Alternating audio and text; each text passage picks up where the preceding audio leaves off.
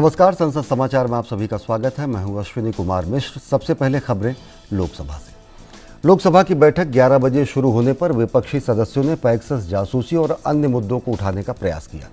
कांग्रेस, तृणमूल कांग्रेस, वाम दलों और अन्य दलों के सदस्य सदन के बीचों बीच आ गए। शोर शराबा जारी रहने पर सदन की कार्यवाही 11:30 बजे तक के लिए स्थगित कर दी गई। पहले स्थगन के बाद लोकसभा की बैठक 11:30 बजे शुरू होने पर विपक्षी सदस्यों का हंगामा जारी रहा। पीठासीन अधिकारी ने सदस्यों से प्रश्नकाल चलने देने का आग्रह किया, लेकिन स्थिति में कोई सुधार न होने के कारण सदन की कार्यवाही 12 बजे और फिर 2 बजे तक के लिए स्थगित हो गई। भोजनावकाश के पश्चात लोकसभा की बैठक फिर शुरू होने के बाद विपक्षी दलों के सदस्य एक बार फिर सदन के बीचों बीच आ गए। सदस्यों ने को अपने स्थान पर लौट जाने की बार बार अपील पीठासीन अधिकारी द्वारा की गई और उसके बाद सदन को दिन भर के लिए स्थगित कर दिया गया। इससे पहले शोर शराबे के बीच ध्वनिमत से सीमित दायित्व भागीदारी संशोधन विधेयक 2021, जमा बीमा और क्रेडिट गारंटी निगम संशोधन विधेयक 2021 और संविधान अनुसूचित जनजाति आदेश संशोधन विधेयक 2021 पारित किए गए। सदन में कांग्रेस और तृणमूल कांग्रेस पार्टी के सदस्यों के विरोध के बीच राष्ट्रीय होम्योपैथी संशोधन विधेयक 2021 और भारतीय चिकित्सा पद्धति संशोधन विधेयक 2021 प्रस्तुत किए गए। सदन में 127वां संविधान संशोधन विधेयक 2021 भी प्रस्तुत किया गया। सदन ने सुबह भारत छोड़ो आंदोलन की वर्षगांठ पर स्वतंत्रता सेनानियों को श्रद्धांजलि अर्पित की। सदन ने टोक्यो ओलंपिक में भाला फेंक प्रतियोगिता में नीरज चोपड़ा और कुश्ती में कांस्य पदक विजेता बजरंग पूनिया की उपलब्धियों की सराहना की। और अब खबरें राज्यसभा से। राज्यसभा में सोमवार को पैक्सस जासूसी मामले पर चर्चा की मांग को लेकर विपक्षी सदस्यों के हंगामे के कारण दोपहर 2 बजे तक सदन की कार्यवाही बाधित रही। हालांकि 2 बजे के बाद जब सदन की कार्यवाही शुरू हुई तो एक विधेयक हंगामे के बीच पारित होने के बाद विपक्षी सदस्य सदन से वॉकआउट कर गए।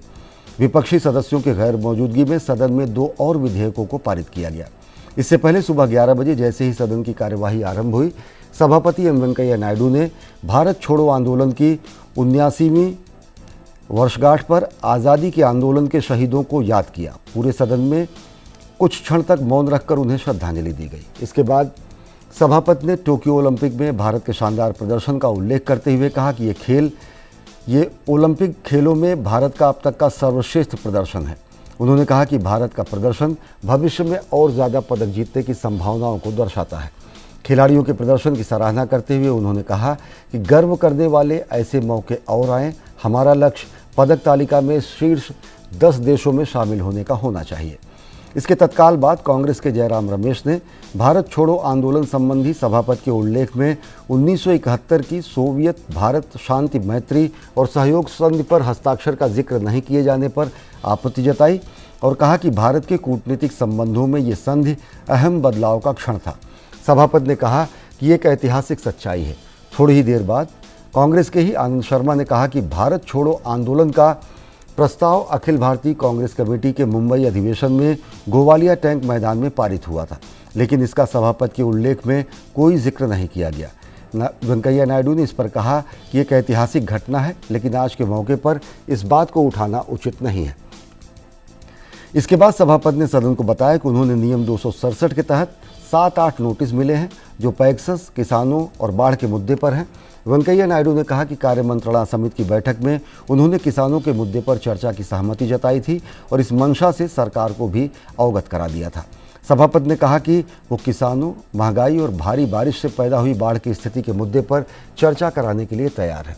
लेकिन इसी बीच कुछ विपक्षी सदस्यों ने पैक्सस पर चर्चा की मांग करते हुए हंगामा आरंभ कर दिया। हंगामा बढ़ता देख सभापति ने सदन की कार्यवाही 11:20 पर दोपहर 12 बजे तक के लिए स्थगित कर दी। एक बार के स्थगन के बाद दोपहर 12 बजे जैसे ही सदन की कार्यवाही आरंभ हुई, उपसभापति हरिवंश ने प्रश्नकाल चलाने की कोशिश की। इसी बीच विपक्षी सदस्यों का हंगामा आरंभ हो गया और उपसभापति ने कुछ ही क्षणों के भीतर ही सदन की कार्यवाही दोपहर 2 बजे तक के लिए स्थगित कर दी। हंगामे के कारण सदन में शून्यकाल और प्रश्नकाल दोनों नहीं हो सके। दोपहर 2 बजे बैठक शुरू होने पर विपक्षी सदस्यों के हंगामे के बीच उच्च सदन ने अधिकरण सुधार विधेयक 2021 को संक्षिप्त चर्चा के बाद मंजूरी दे दी। मंजूरी से पहले विधेयक को प्रवर समिति में भेजने के विपक्ष के प्रस्ताव को मत विभाजन के बाद खारिज कर दिया गया। सदन ने 44 के मुकाबले 79 मतों से विपक्ष के प्रस्ताव को अस्वीकार कर दिया। ये विधेयक कानून बनाने के बाद संबंधित अध्यादेश का स्थान लेगा जो 4 अप्रैल 2021 को जारी किया गया था। सदन ने अध्यादेश को नामंजूर करने के प्रस्ताव को भी ध्वनिमत से खारिज कर दिया। पैक्सस, जासूसी, कृषि कानून, महंगाई सहित विभिन्न मुद्दों पर चर्चा की मांग कर रहे विपक्षी सदस्यों के हंगामे के बीच सदन में विधेयक पर संक्षिप्त चर्चा हुई। हालांकि मत विभाजन के समय सदन में शांति थी और सभी सदस्य अपने स्थान पर थे। चर्चा में भाग लेते हुए ज़्यादातर सदस्यों ने विधेयक का समर्थन किया। सदस्यों ने अधिकरणों में खाली पदों को जल्दी भरने, न्यायपालिका के लिए बजटीय आवंटन में वृद्धि करने और अदालतों को बुनियादी ढांचे मुहैया कराने की ज़रूरत पर बल दिया। विधेयक पर चर्चा में बीजू जनता दल के सुजीत कुमार, द्रमुक के NR इलांगो, TRS के बंदा प्रकाश, अन्ना द्रमुक के M थम्बीदुरई, YSR कांग्रेस के वेंकटरमण राव, मोपी देवी और सपा की जया बच्चन, जदयू के रामनाथ ठाकुर, तेदेपा के रविंद्र कुमार आदि ने हिस्सा लिया। चर्चा का जवाब देते हुए वित्त मंत्री निर्मला सीतारमण ने मुख्य विपक्षी दल कांग्रेस पर तीखा हमला बोला और कहा कि देश में आपातकाल लागू करने वाली पार्टी न्यायिक स्वतंत्रता की बात कर रही है। उन्होंने कहा कि सरकार न सिर्फ न्यायिक स्वतंत्रता का सम्मान करती है बल्कि उसके लिए प्रतिबद्ध भी है। सदन में हंगामा कर रहे सदस्यों पर भी निशाना साधते हुए निर्मला सीतारमण ने कहा कि आम लोगों के लिए कानून बनाने का काम भी महत्वपूर्ण है और इस विधेयक के प्रावधानों से उन्हें राहत मिल सकेगी। उन्होंने कहा कि उच्चतम न्यायालय ने विधेयक के कुछ प्रावधानों को लेकर सवाल किया था। उन्होंने कहा कि अदालतों में बड़ी संख्या में लंबित मामले हैं। इस विधेयक में चलचित्र अधिनियम 1952, सीमा शुल्क अधिनियम 1962, भारतीय विमानपत्तन प्राधिकरण अधिनियम 1994, व्यापार चिन्ह अधिनियम 1999, पौधा किस्म एवं कृषक अधिकार संरक्षण अधिनियम 2001 सहित कुछ अन्य अधिनियमों में संशोधन करने का प्रस्ताव किया गया है। विधेयक के उद्देश्यों एवं कारणों में कहा गया है कि उच्चतम न्यायालय ने अपने कई निर्णयों में अधिकरणों से उच्चतम न्यायालय में सीधे अपील दायर करने का विरोध किया है। अतः अधिकरणों का और सरलीकरण आवश्यक समझा गया क्योंकि इससे राजकोष में पर्याप्त खर्च की बचत होगी और त्वरित रूप से न्याय प्रदान किया जा सकेगा। इसमें कहा गया है कि ऐसी स्थिति में अधिकरण सुधार, सुव्यवस्थीकरण और सेवा शर्तें विधेयक 2021 को 13 फरवरी 2021 को लोकसभा में पेश किया गया था, लेकिन यह बजट सत्र में पारित नहीं हो सका क्योंकि इस बारे में विधान की त्वरित ज़रूरत थी। ऐसे में राष्ट्रपति ने 4 अप्रैल 2021 को अधिकरण सुधार, सुव्यवस्थीकरण और सेवा शर्तें अध्यादेश 2021 लागू किया था। विधेयक पारित होने के बाद भी सदन में हंगामा जारी रहा और 3:10 पर बैठक 3:30 तक के लिए स्थगित कर दी गई। बैठक फिर शुरू होने के बाद सदन में कराधान विधि संशोधन विधेयक 2021 पर जब चर्चा शुरू हुई तो विपक्षी सदस्यों ने इसका विरोध किया। इसके बाद विपक्षी सदस्य सदन से वॉकआउट कर गए। इस विधेयक में प्रावधान है कि यदि कोई लेन देन 28 मई 2012 से पहले किया गया है तो भारतीय संपत्ति के किसी भी अप्रत्यक्ष हस्तांतरण के लिए पूर्ववर्ती संशोधन के आधार पर भविष्य में कोई कर की मांग नहीं की जाएगी। लोकसभा में पहले ही पारित हो चुके इस विधेयक में ऐसे मामलों में भुगतान की गई राशि को बिना किसी ब्याज के वापस करने का भी प्रावधान है। ये विधेयक 1961 के आयकर अधिनियम और 2012 के वित्त अधिनियम का स्थान लेगी। विधेयक पर चर्चा का जवाब देते हुए वित्त मंत्री निर्मला सीतारमण ने कहा कि इससे उच्चतम न्यायालय के फैसले के मद्देनजर लाया गया है। उनके जवाब के बाद सदन ने इस विधेयक को ध्वनिमत से लौटा दिया। इसके बाद कांग्रेस, तृणमूल कांग्रेस और द्रविड़ मुनेत्र कझगम यानी द्रमुक ने इस विधेयक को सदन में लाने के सरकार के तरीके का विरोध करते हुए राज्यसभा से बहिर्गमन किया, जबकि बीजू जनता दल, ऑल इंडिया अन्ना द्रविड़ मुनेत्र कझगम और YSR कांग्रेस पार्टी और तमिल मनीला कांग्रेस ने इसका समर्थन किया।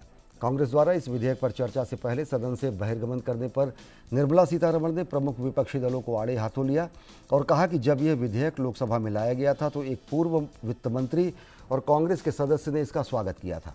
उन्होंने कहा कि लोकसभा में कांग्रेस का रवैया कुछ और राज्यसभा में और सदन के बाहर कुछ और रहता है और ये दर्शाता है कि कांग्रेस में सभी के विचार एक जैसे नहीं हैं। विधेयक के प्रावधानों के अनुसार इसके तहत भारतीय परिसंपत्तियों के अप्रत्यक्ष हस्तांतरण पर कर लगाने के लिए पिछली तिथि से लागू कर कानून 2012 का इस्तेमाल कर की गई मांगों को वापस लिया जाएगा। विधेयक में कहा गया कि इन मामलों में भुगतान की गई राशि को बिना किसी ब्याज के वापस करने का भी प्रस्ताव है। इस विधेयक का सीधा असर ब्रिटेन की कंपनियों केयर एनर्जी और वोडाफोन समूह के साथ लंबे समय से चल रहे कर विवादों पर होगा। भारत सरकार पिछली तिथि से लागू कर कानून के खिलाफ इन दोनों कंपनियों द्वारा किए गए मध्यस्थता मुकदमों में हार चुकी है।